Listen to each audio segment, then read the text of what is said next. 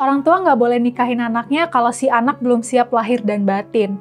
Begitu kata ulama sekaligus penulis kitab tafsir Al-Misbah, Profesor Quraisy Shihab. Itu disampaikannya terkait kasus pernikahan anak yang terjadi di Lombok Tengah, Nusa Tenggara Barat. Jadi baru-baru ini viral video prosesi nyongkolan di Lombok Tengah.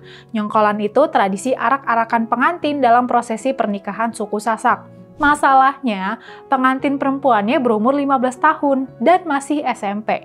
Dia dipersunting laki-laki yang juga masih di bawah umur 17 tahun. Yang bikin viral bukan cuma umur pasangan pengantin ini, tapi juga sikap dan latar pernikahan mereka. Di video, pengantin perempuan tampak joget-joget di atas tanduk. Ekspresinya kayak anak kecil. Dia bahkan sempat manggil ibunya dengan nada panik. Momen itu bikin banyak netizen bertanya soal kondisi psikologis pengantin perempuan. Banyak juga yang nyimpulin gelagat itu nunjukin kalau pengantin perempuan belum siap untuk menikah. Mirisnya, sejak April 2025, pasangan ini udah beberapa kali berusaha kawin lari. Pengantin laki-laki sempat bawa kabur pengantin perempuan ke Pulau Sumbawa selama 2 hari. Nah, dalam adat Sasak, kalau perempuan sudah dibawa kabur lebih dari 24 jam dan dia menyatakan siap nikah, maka orang tua wajib menikahkannya.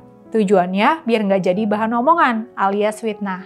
Akhirnya mereka pun dinikahkan. Menurut kepala desa setempat, pihaknya udah nyoba mencegah pernikahan anak ini.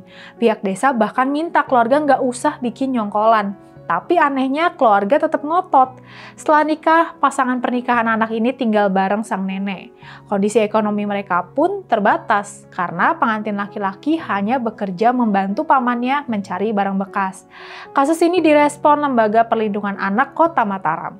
Orang tua pasangan pernikahan anak itu dan penghulu yang menikahkan dilaporkan ke polisi.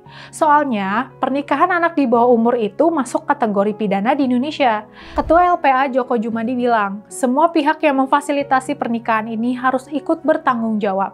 Nah, menurut Profesor Quraisy, orang tua nggak boleh menikahkan anaknya sebelum si anak siap secara lahir dan batin. Siap mental, siap biaya hidup, dan lain-lain sebagainya. Ucapnya di kanal YouTube Najwa Shihab. Anaknya Najwa Shihab sempat nanya, gimana soal alasan pernikahan anak dilakuin biar nggak terjadi zina? Soalnya nggak sedikit orang tua di Indonesia yang mendorong pernikahan anak karena alasan menghindari maksiat atau zina. Profesor Quraisy dengan tegas bilang, itu nggak bisa jadi alasan kuat. Menurut mantan Menteri Agama itu, banyak orang masih berzina walaupun udah menikah.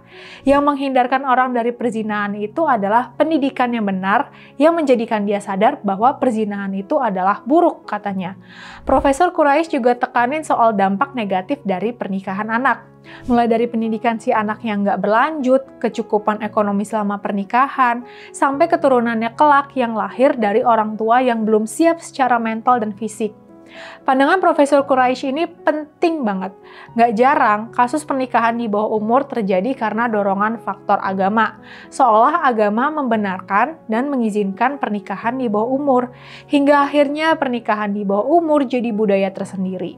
Mirisnya, seringkali hukum nggak berkutik menghadapinya. Dampaknya, perlindungan anak nggak ditegakkan. Pernikahan bukan cuma soal cinta, tapi soal tanggung jawab yang besar. Anak-anak ini belum waktunya diberikan tanggung jawab sebesar itu. Stop nikah di bawah umur.